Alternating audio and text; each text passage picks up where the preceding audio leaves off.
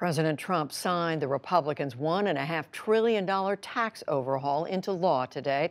He marked his first major legislative victory in the Oval Office and said the numbers will speak to Americans, despite polls showing the bill is seen unfavorably. I think it's selling itself. It's becoming very popular. But I think you'll see something on February 1st when they open up the paycheck. That's when you're going to start to see it, because by signing it now, it kicks in for this year. The president also signed a spending bill to keep the government open into January. It includes additional money for missile defense. Afterward, Mr. Trump flew to Florida to spend the holidays with his family at his Mar-a-Lago resort. He will stay there until New Year's Day.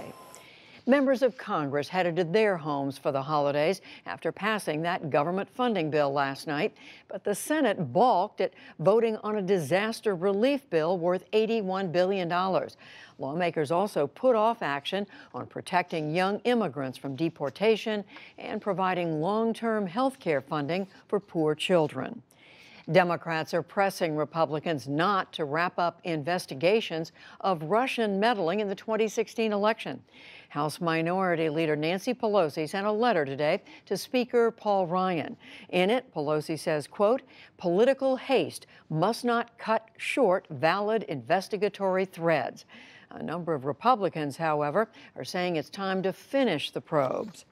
It turns out that Russian hackers targeted at least 200 journalists, publishers, and bloggers starting in mid-2014. The Associated Press reports today that they were the third largest group hit after diplomats and Democrats.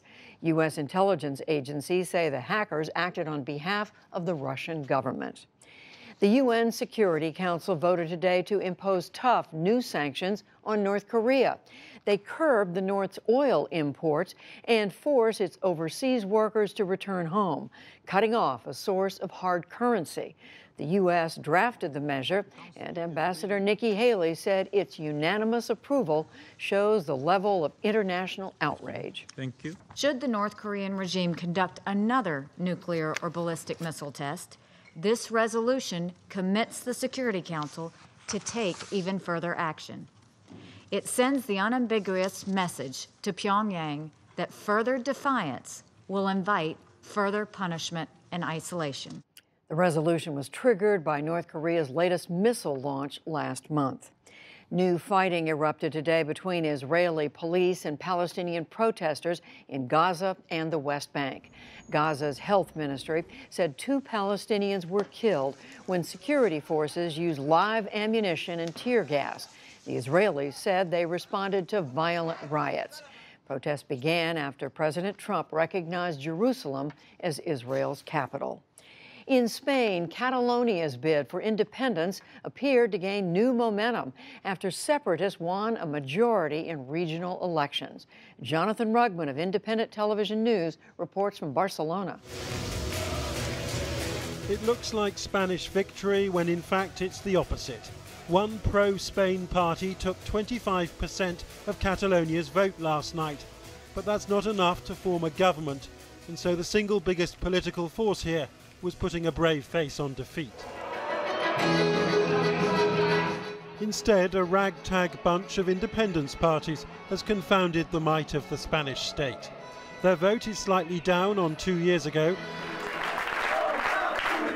but with their leaders jailed or in exile after Spain imposed direct rule, the turmoil of the last few months has barely dented them. And so Carlos Puigdemont, the deposed Catalan president, is likely president again, though he didn't tell his party workers here last night if he would dare return. Mr. Puigdemont was accused of running away to Brussels, but Catalans dreaming of independence have shown they don't care. This morning he said he would meet the Spanish Prime Minister anywhere but Spain, and that he wants his old job back. Despite all the efforts come from the Spanish state, the violence, the repression, despite this, we are stronger than ever.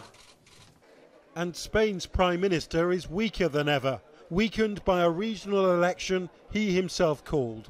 The divisions are huge, he said, ruling out independence once again.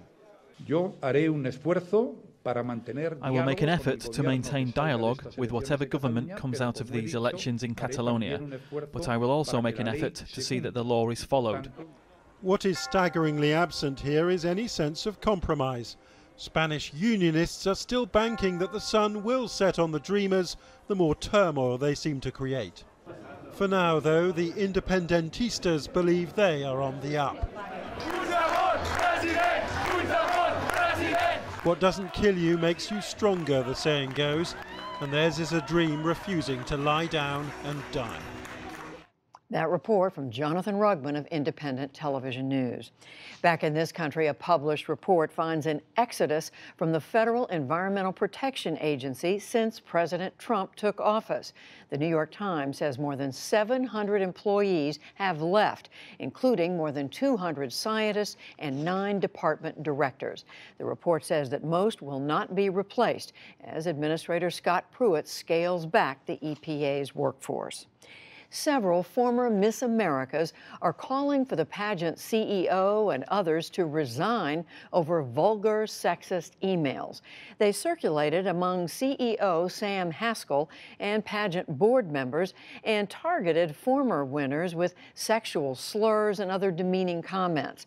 The organization's TV partner cut ties with the pageant overnight. The digital currency Bitcoin plunged again today by another 9.5%. Its value had surged this year from about $1,000 to nearly $20,000, but it is down nearly 40% this week. Meanwhile, stocks slipped in quiet trading. The Dow Jones Industrial Average lost 28 points to close at 24,754. The Nasdaq fell 5 points, and the S&P 500 slipped 1. And Hall of Fame sportscaster Dick Enberg has died of an apparent heart attack at his home in San Diego. Enberg's career spanned 60 years, calling Super Bowls, Olympics, Final Fours, baseball, and football, with his signature cry of, "Oh my." The San Diego Padres even stamped it on the field when he retired last year. Yes, that'd be the obvious what I should say now, but it's already out there on the grass. Well, the heck with it, I'm going to say it anyway. Oh, my!